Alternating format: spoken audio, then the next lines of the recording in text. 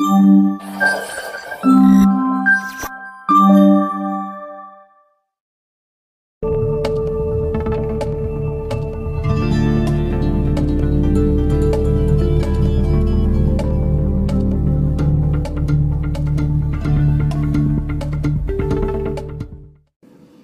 Hocam, bu Zazaca ile ilgili konuşurken biliyorsunuz dil grupları vardır dünyada. Zazaca hangi dil grubuna giriyor? Bu konuya biraz değinelim. İzleyicilerimiz merak ediyor. Zazaca müstakil bir dil midir? Başka bir dilden türemiş midir? Doğru tabii. Yani. Bununla ilgili de biraz. Tabii. Dünyada malumunuz yani 4 temel dil grubu var. Üst dil grubu. Bunlar da yine kendi aralarında farklı gruplara ayrılıyorlar. Hint-Avrupa dil grubu var. Sami dil grubu var. Ural-Altay, yani Türkçenin de üyesi olduğu veya Özbekçe, Kazakça, bunlar Ural-Altay dil grubuna ait. Ve Çin-Tibet dil grubu. Hint-Avrupa dil grubu yine kendisi içerisinde ikiye ayrılıyor. Hindi-Avrupa'yı. Yine Hindi kendisi içerisinde ikiye ayrılıyor. Indo-İrani. Zazaca Indo-İrani'nin Aryan, yani İrani dil grubuna mensup.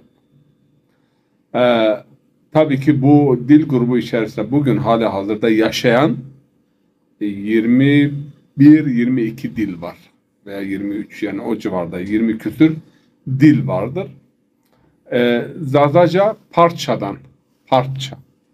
Ondan Zazaca, Tat, Taliş, Mazendarani, Gorani, Semnani ki ikinci bir adı da Sengiseri diyorlar. Bunlar Part dilinden türeme.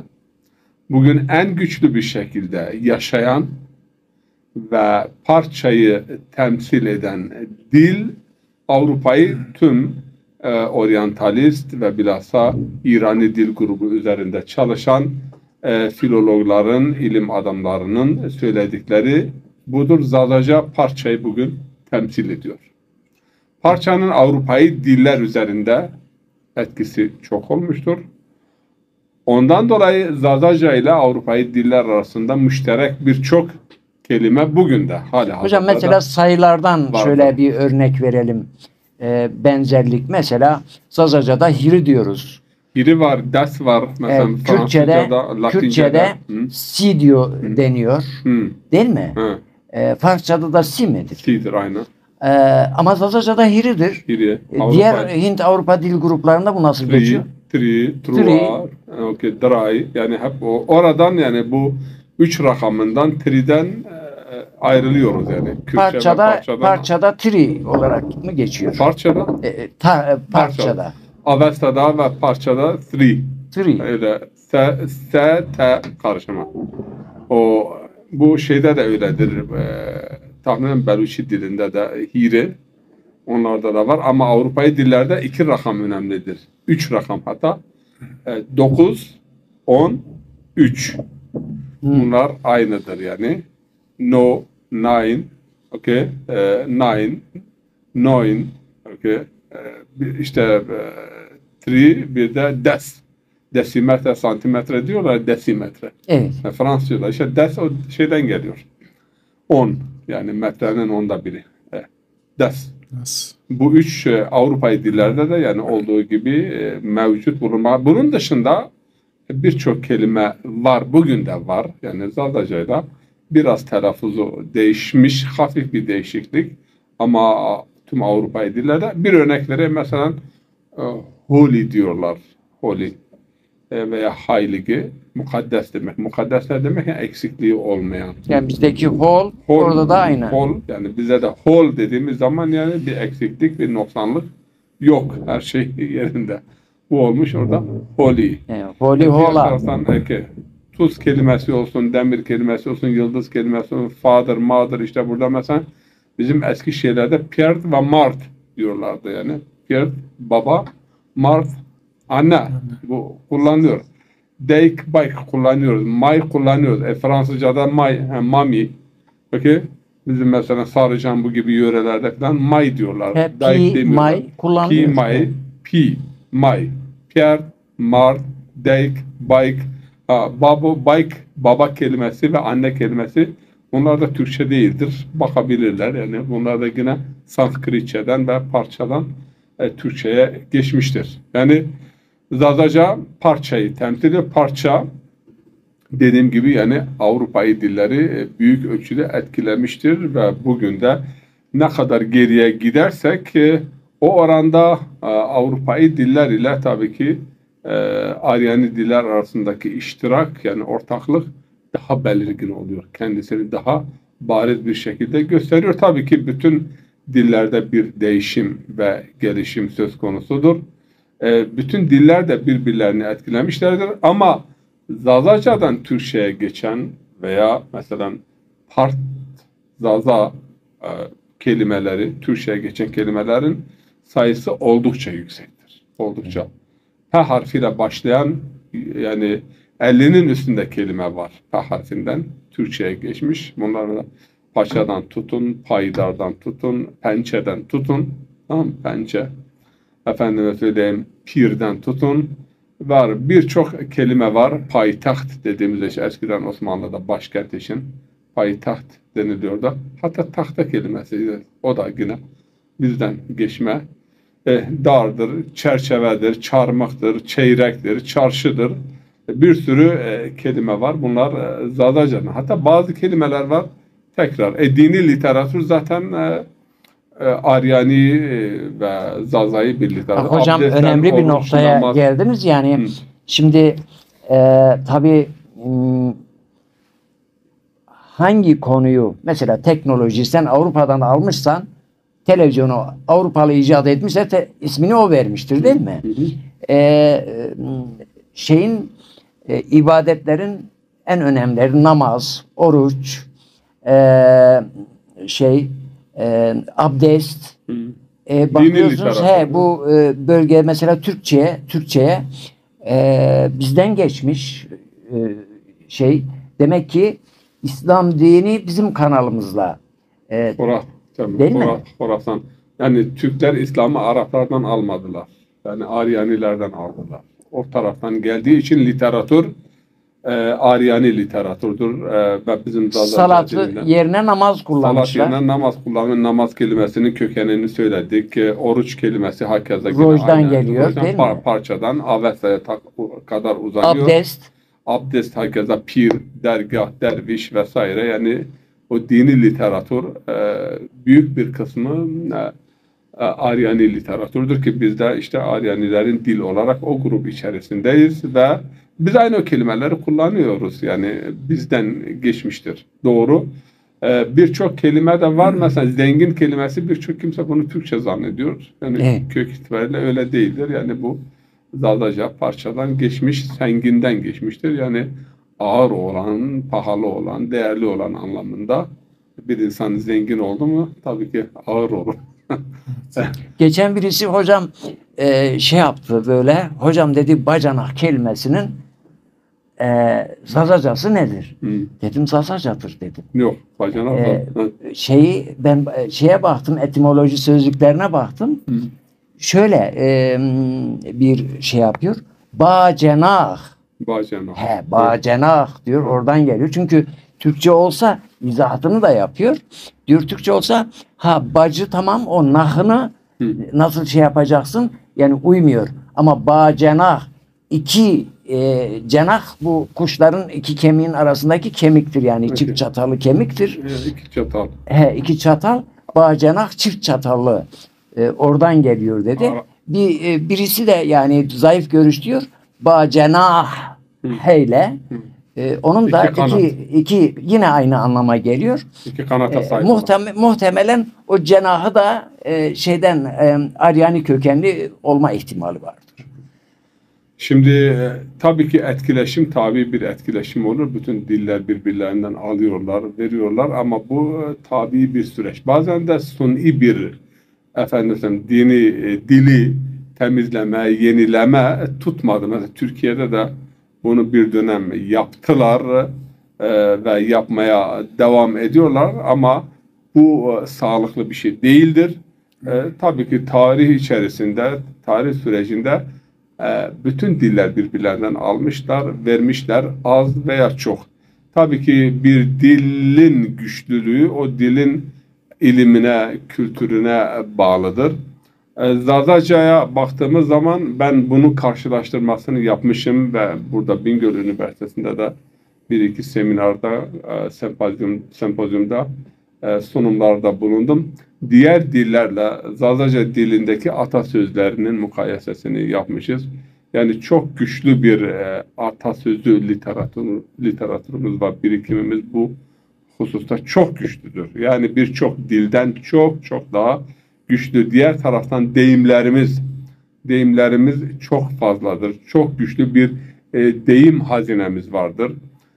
Yaşlılarımız, olgunlarımız yani konuştuklarında bazen yani birkaç cümleyle ifade edilmesi gereken bir konuyu bir deyimle ifade eder. Ön ekler, son ekler dilde. Ön ekler, son ekler bizden çok. Bak ben bir örnek vereyim. Mesela şimdi Türkçe'de esrarkeş, tamam mı? Serkeş, sarhoş, berdoş dediğimiz zaman bu keş, duş, efendim mesela hemşehri, yani serdar, servet, vesaire, servet, serhat, bütün bunlar bizden Türkçe'ye geçmiştir. Şimdi bu hem ifadesi de hem kelimesi hem demek aynı şeyi paylaşan, mesela hem din dediğimiz zaman aynı dini paylaşan, hem şehri dediğimiz zaman aynı vatanı paylaşan. Örnekler tabii. Hem meslek, hem din, hem vatan. Tabii bu Zazaca için şimdi geçerli. Yani hem vatan dediğimiz zaman aynı vatan, vatandaş. Bu ekler bugün Türkçe'de çok kullanılıyor. Sonra derbeder diyorum. Türkçe'de diyor derbeder. Derbeder veya serzeniş etmek. Veya bir sürü kelime var. Bunlar köken itibariyle bizim edebiyatımızdan, dilimizden geçmiştir. Umbaz, hembazdan mı geliyor? Umbaz aynı oyunu paylaşan, hembaz aslında hembaz. Umbaz yapmışız. Yani aynı oyunu paylaşan anlamında hembaz. Hocam son ekler de var. Der, dar, ker, kar şeklinde eklenenler, ger olarak eklenenler. O Avrupa'yı dillerle bizim Zazaca arasında o iştirak var, ortaklık var. Mesela tüm Avrupa'yı dillerde meslek ifade edildiği zaman sonuna ya r geliyor ya er geliyor. Bazen de KR ama çok az geliyor. İşte İngilizce'de zaten Almanca'da bütün soyadları ilginç, yani bir meslek ile ilgilidir. Schneider yani terzi, Tischler, marangoz, Müller, değirmenci, Maurer, duvarcı, yani genelde soyadları bir meslek ve mesleğin sonunda da R2 geliyor. İngilizce'de de teacher, aynısı. Yani Avrupa'yı dillerin hepsinde. Bu da işte zaten dil bilimcileri bu noktadan hareketle Avrupa'yı dillerin işte Hint kökenine ve Sanskritçe'ye dayandığını, çünkü o ekler bütün Aryani dillerde de var.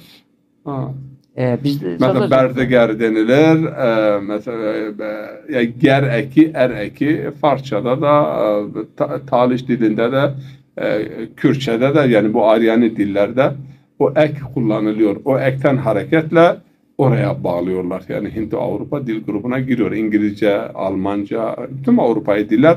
Yine Avrupa'yı diller de ikiye ayrılıyor. German ve Roman. Yani Fransızca, İtalyanca, İspanyolca, Portekizce. Bunlar Latince'den meydana gelme. German dilleri var. Yani Almanca, Fransızca, İngilizce. Yine bir grup var. Slav dilleri vardır. Ama Slavlar, Germanlar, Romanlar hepsi Hindu-Avrupa'nın Avrupa'yı kolu. Dünyadaki en büyük dil grubu bu gruptur. Hindu-Avrupa'yı dil grubudur. Tek bir dilden meydana gelme. Bu da yani hakikaten hikmet-i ilahi. Yani çok büyük. Yani Allah-u Teala bunun için Rum suresinde işte renklerin ve dillerin farklılığından bahsediyor. Akıl sahipleri için bunda büyük ibretler var, deliller var. Yani tefekkür edebilen. İlkbaharda yağmur yağdığında aynı topraktan bakıyorsunuz. Çeşit çeşit bitkiler çıkıyor. Farklılıklar çıkıyor. Hocam Sanskritçeden 400 küsür dil. Var olanları. Bir de ölen diller vardır. Hali hazırda var olan 420 dil vardır. Bir dilden. Bir de Soğutça var. O da aynı muadil bir dil midir? Soğutça. Soğutça da İrani dil grubu. O İrani dil grubunun Orta İrani dil grubundan Afganistan yöresinde falan konuşuyor. Çok az konuşanı var şimdi. Konuşuluyor. Henüz tamamen ölmemiştir. Ama konuşuluyor. Osetya mesela Güney Osetya dili var. O da bizim kardeş dil grubundan. Tabii ki yine bu defa İrani gruplar da kendi içerisinde üçe ayrılıyor. Ermenice de bu Aryan dil grubundan mıdır? Yok, Ermenice etkileşim çok önemli etkileşim olmuştur ama o gruptan değil. Indo-Avrupa'yı dil grubundandır ama Aryani dil grubundan değildir. Değildir. Yok. Evet. Hocam konuyu böyle tatlı olunca uzattık. Kusura kalmasın izleyicilerimiz.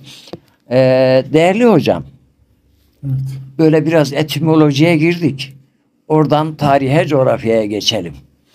Böyle ortaçağ kaynaklarından geldik. Yani kaynaklar siz belirttiniz. Birçok tarihi kaynak Zazaları ta Sasanilere kadar götürdü. Bunda bir şüphem, benim şahsım olarak bir şüphem kalmadı. Yani şimdi bir tarihçi söylese dersin ki bir tarihçi yanılmış olabilir. Birkaç tarihçi aynı şeyi söylüyor. Bizim sözlü geleneğimiz de bunu destekliyor. Doğru. Biraz daha gelelim yakına, sizi dinleyelim, devam edelim. Daha önce zaten bilindiği gibi kısaca biraz Zazaların göç hareketleri ve hangi coğrafyada yaşadıklarına dair bahsettik. Orta Çağ döneminde dahi bazı beylikler kurduklarına dair gene kayıtlar var. Onun haricinde Osmanlı döneminde olsun ve daha sonraki dönemlerde de bazı emirlikler halinde Zazaların yaşadığı kayıtlar mevcuttur. Ve bu emirliklerin Osmanlı dönemine kadar devam ettiği ve Osmanlı ile birlikte de devamını görmekteyiz. Kısaca şimdi onlardan bahsedeceğiz. Buyurun.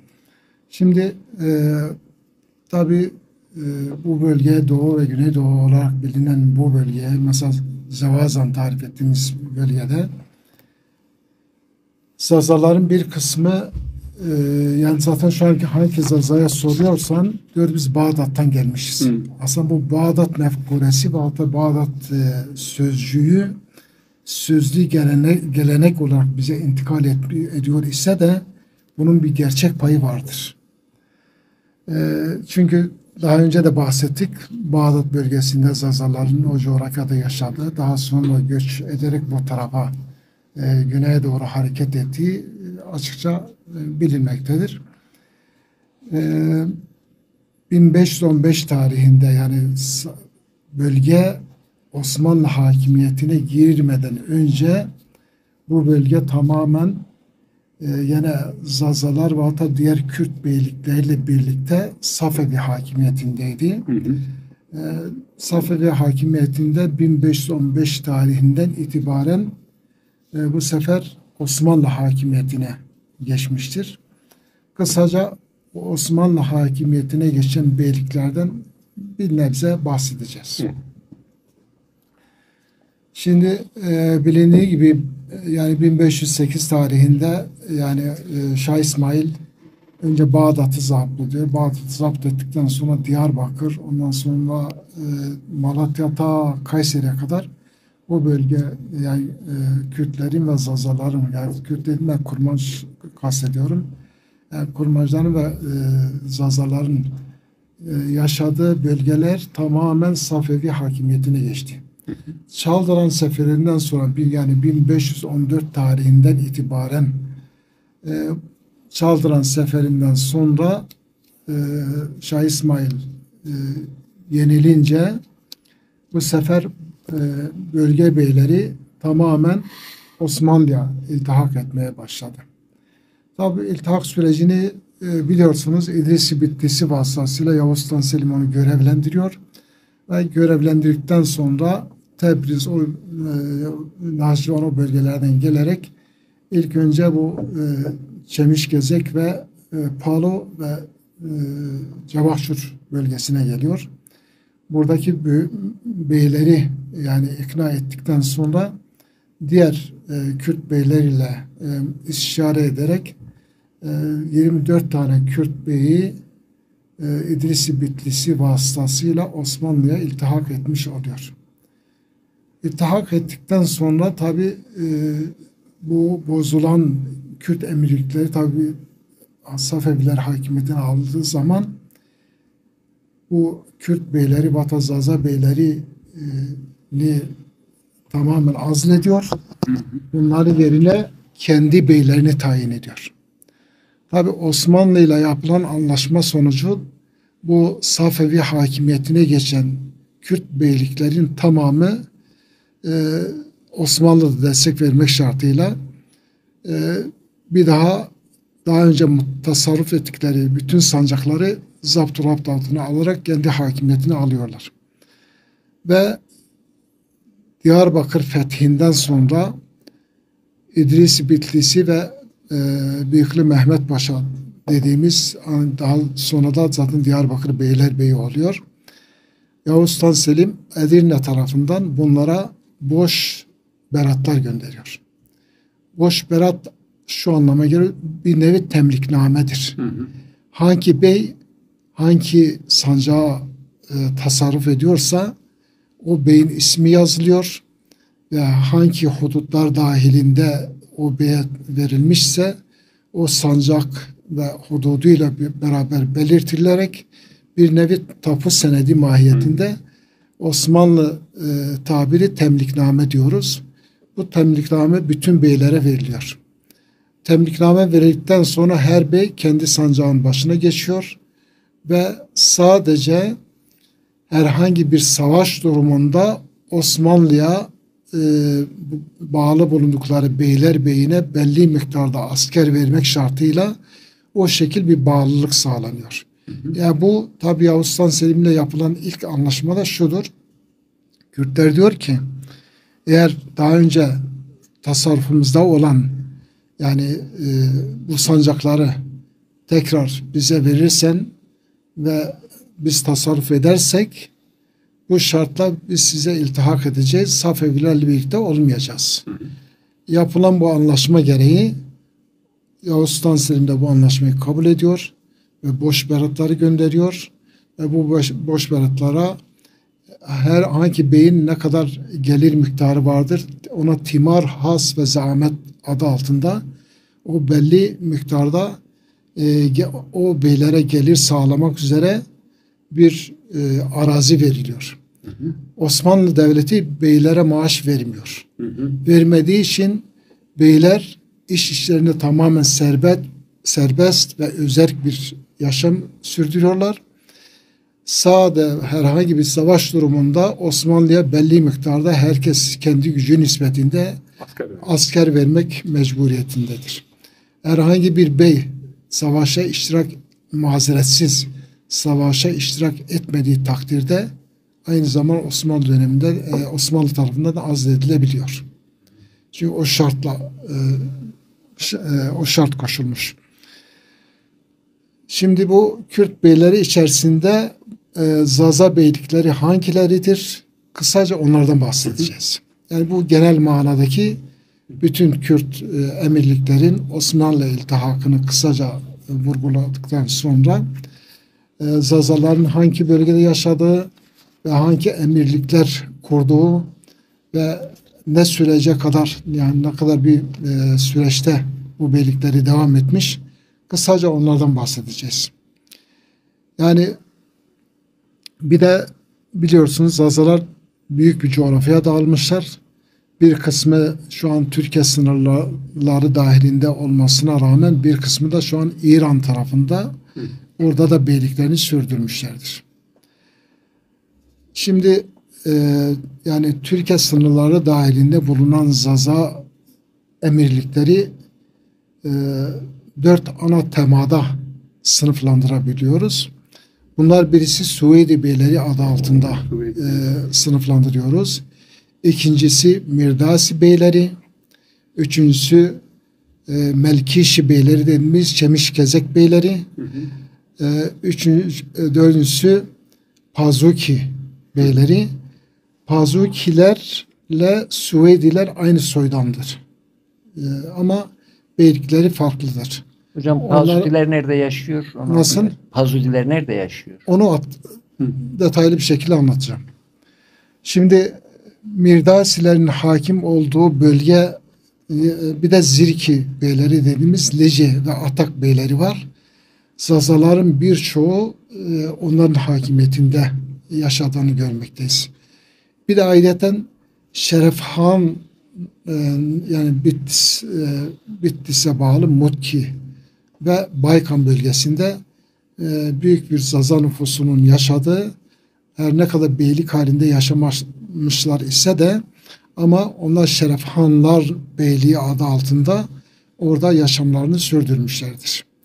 Şimdi Suedi beylerin hakim olduğu ve emirlik kurduğu beylikler hangileridir? Kısaca onlardan bahsedeceğiz.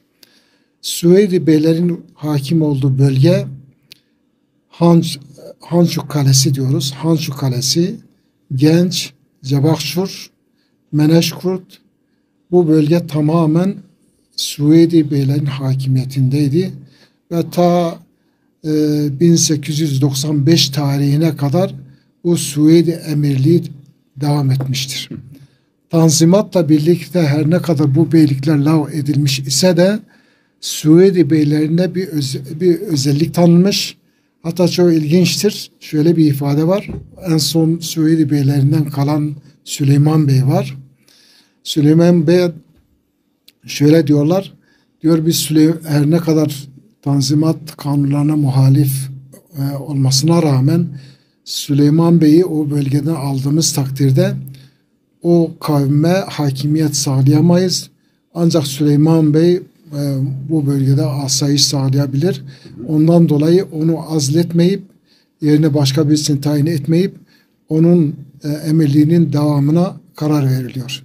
Merkezi hükümet tarafından. İkincisi dediğimiz Mirdasi beyleridir.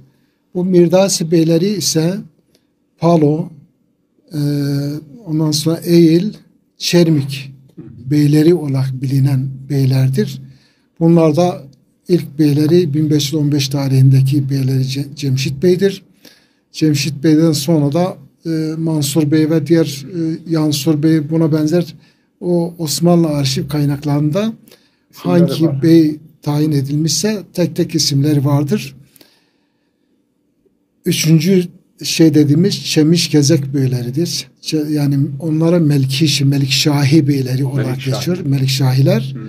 Aynı zamanda Melkişi beyleri olarak geçiyor. Çemişgezek beyleri diyoruz. Çemişgezek beyleri de 3 ana grup halinde beyliklerini sürdürmüşler. Fakat daha sonra çok ilginçtir. Bu Melkişi beyleri çok güçlü bir beylik olmasına rağmen Kanuni Sultan Süleyman döneminden sonra bunların hakimiyetine son veriliyor. Özellikle yani Kürt beylerinden böyle nüfuzlu ve çok güçlü olan beyler başka yere tayinleri yapılarak o bölgeden uzaklaştırılınca dolayısıyla hakimiyetleri de sona ermiş oluyor. Öyle bir politika sonucu yani Melikşahi beylerin çok fazla sürmediği, daha sonra bu Çemişgezek beyliği paşa sancağı olarak seçilerek merkeze bağlanmış ve merkezden bir sürekli tayinler yapılmaya başlanmıştır. Pazuki beyleri ne gelince, Pazuki beyleri yani onlar da Suedi beylerin bir koludur. Osmanlı'ya iltihak etmemişlerdir. Osmanlı'ya iltihak etmedikleri için de bir kış ortasında Şerefhan onların üzerine yürüyor. Büyük bir Kürt ordusuyla ve onları birçoğunu kılıçtan geçiriyor. Dolayısıyla Pazukilerin hakim olduğu bölge ise yani Safevi döneminden tut ta Osmanlı'nın yani ilk dönemlerine kadar Hınız, Tekman, bundan sonra Muş, Adılcavaz, bu bölge tamamen Pazuki beylerin hakimiyetindeydi. Bu zaten Osmanlı arşiv kayıtlarında da Dömeli beylerinin buraya hakim olduğuna dair birçok kayıtlar mevcuttur. Bir de Zirke beyleri dediğimiz Zirke beyleri onlar kendilerini seyit olarak kabul ediyor. Onların elinde bir şecere de mevcuttur. Ama orada da Zaza nüfusunun büyük bir nüfus var olduğu, hatta çok ilginçtir.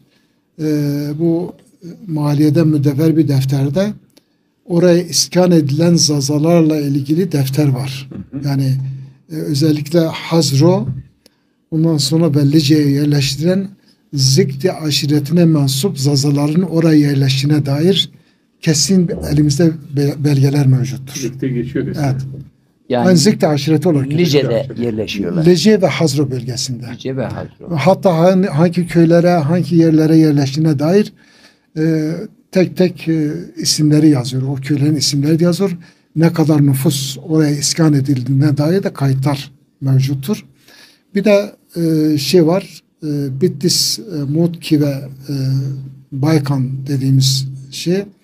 Onlar muhtemelen bu Irak bölgesinde bir göç hareketi başlayınca Erzen bölgesinde, mesela Mervaniler döneminde Erzen şehrine bir süreliğine Dimililer orada hakimiyet kurmuş, beylik kurmuşlar. Muhtemelen onlar da o Dimililerin bakiyesidir. Çok ilginçtir. Mesela hatta elimde bir kopyası da var. Bu Eyyubilere ait olan vakfiyede vakıf sınırları tarif ederken diyor bir tarafı vakıf arazilerinin bir tarafı diyor Demili köylerine dayanmaktadır. Yani bu şunu bize ifade ediyor. Orada yerleşik Demililerin var olduğu bize kanıtlıyor bu belge. Evet. Kısaca yani muhteva itibariyle Erzen ben tam anlamadım. Erzen şu anki Baykan ve Siirt bölgesi dediğimiz o bölgedir. Evet. Yani Baykan'ın merkezi olarak bilinen Erzen çok en eski şehirlerden birisidir. Erzen-i Rum olarak geçiyor. Daha sonra Müslümanların eline geçiyor ve uzun süre Zazaların orada hakim olduğu, hatta Mervaniler döneminde dahi Zazaların orada var olduğu ve orada hakimiyet kurduğuna dair kayıtlar Ortaçağ kayıtlarında mevcuttur. Acaba o bölgeler darı çok ekiliyor muydu? Yani Erzen darı demek. Erzen yani darı bu işte tavuklara, cücülere Kurye. darı var. Kurye. Evet. Erzen. Evet, Erzen olabilir. Zazalar yani ekseriyet itibariyle darı çok ektikleri için Erzen belki darı. o ismi almış olabilirler. Evet. Evet. Şimdi tabii Suedi beyleri, şimdi kısaca onlardan bahsedelim. Suedi beyleri şimdi 1515 tarihinde Yavuz Sultan Selim'e İdris Bitlisi'nin göndermiş olduğu mektupta diyor Sultan Ahmet ve İsfahan Haçuki diyor.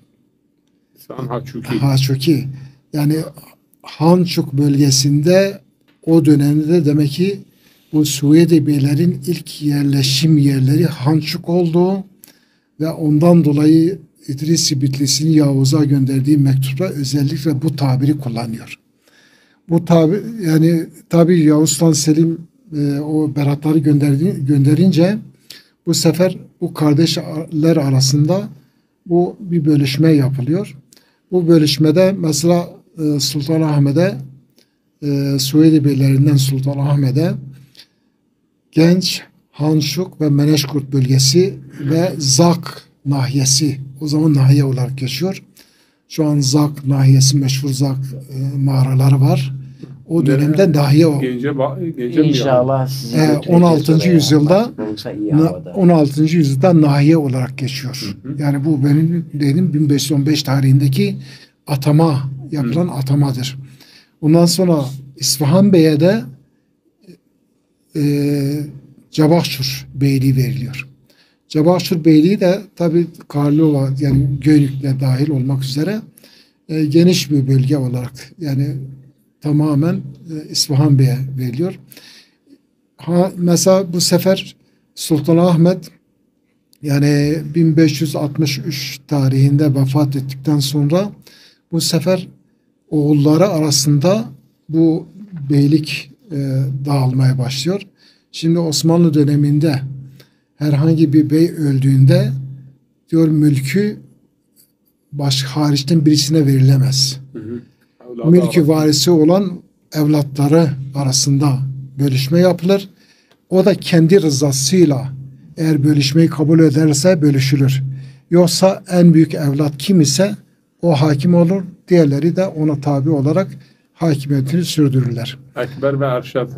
Ekber ve Erşad bir nevi küçük bir saltanat gibi. Yani nasıl Osmanlı döneminde Osmanlı padişahlarının herhangi birisi öldüğünde en büyük evladı yerine geçiyor ise, tayin ediliyor ise o şekil bu küçük emirlikler arasında dahi Kürt veyahut da Zaza beylikleri arasında da babadan oğula geçme.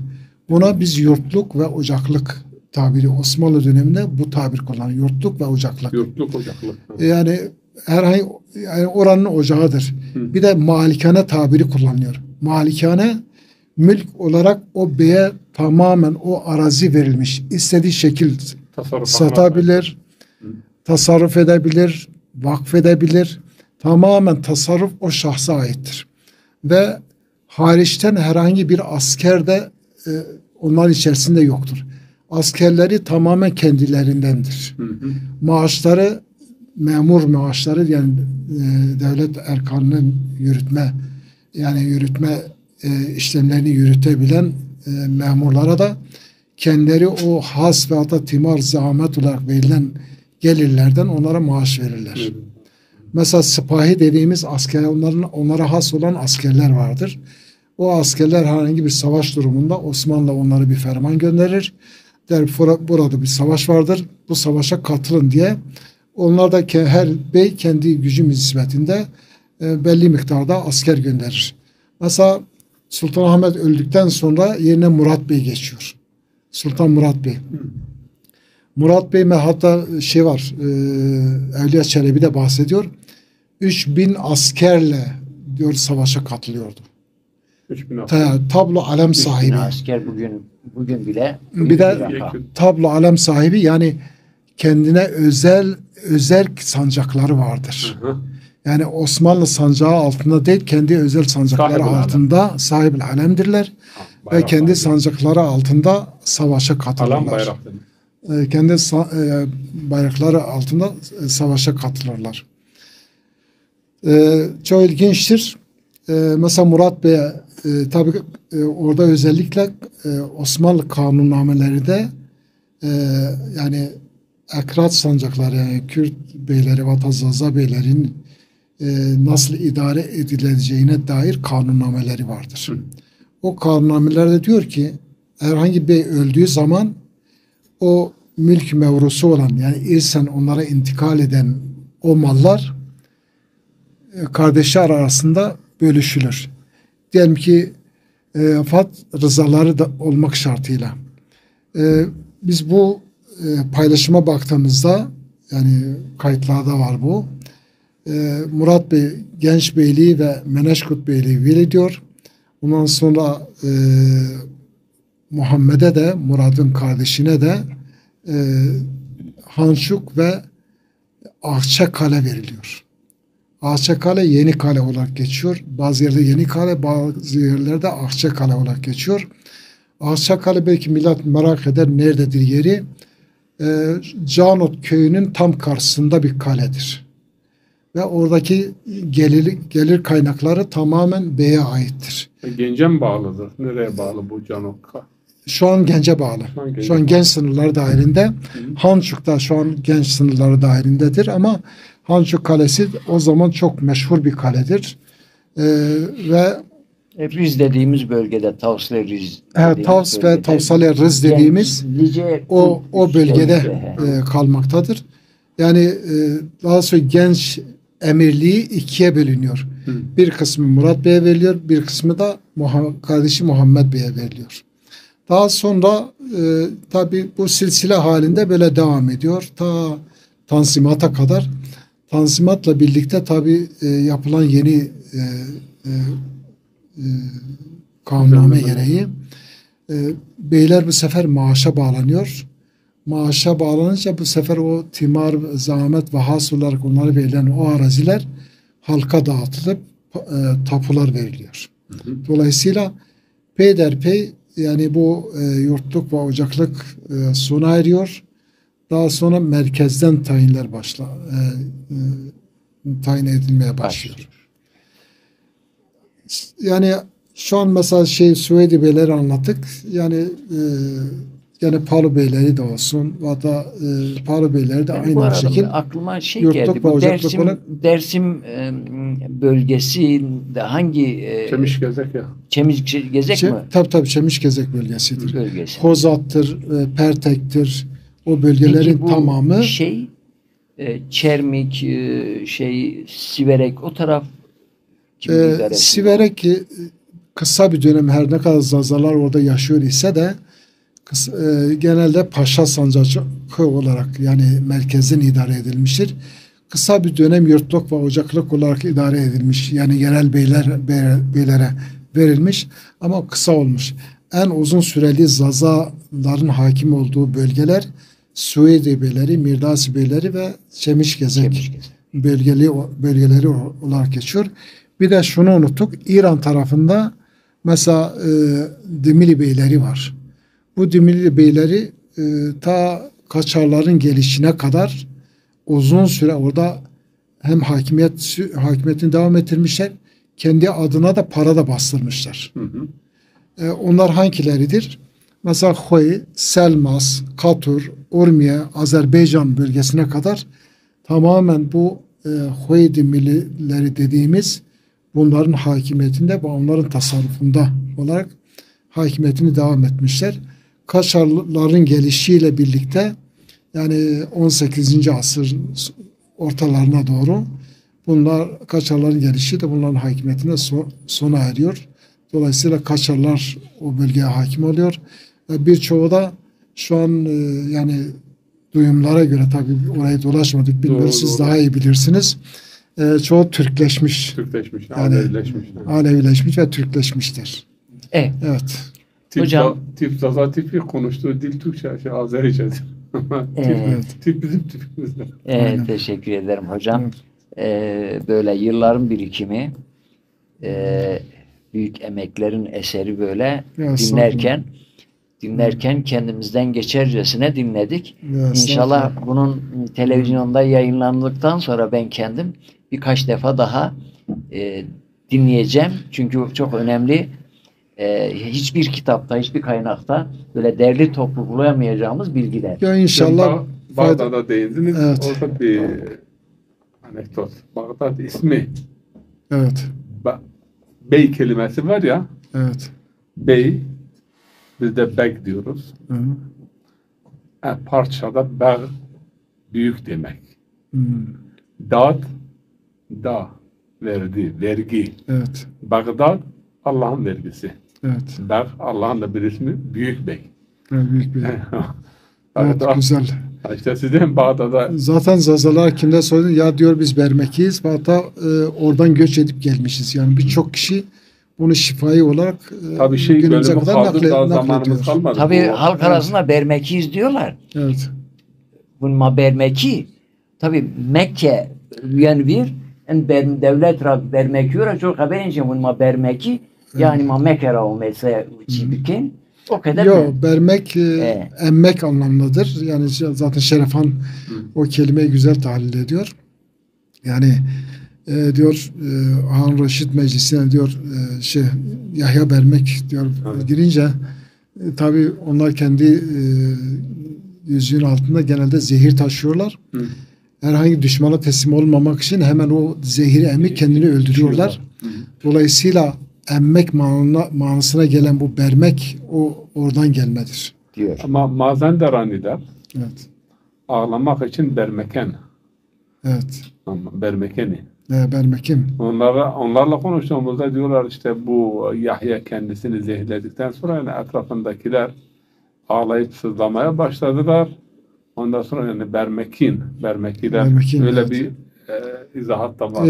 Biz berman, bermek. Bu meberm. Ama Zazaca şeyde Mazenderan ileride bu yani Deylen bölgesinde hem Gilek hem Mazenderan bermeken. evet. Yani İnşallah programma inşallah bir faydalı. Ya tabii göre zonaya koy yani eşki işte Hocam yani aslında ben burada izleyicilere söyleyeyim. Abdullah Bey çok güzel Zazaca.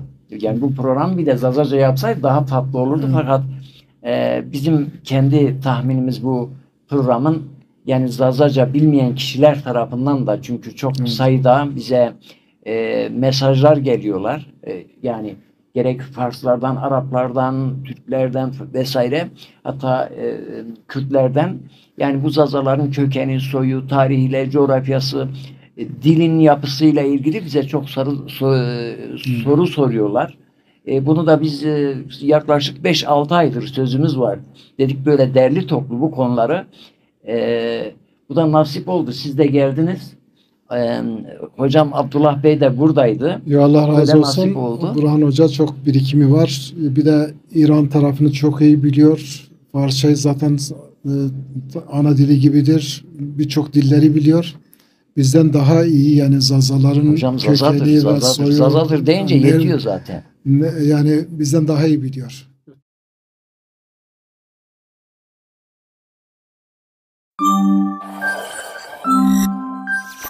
Thank you.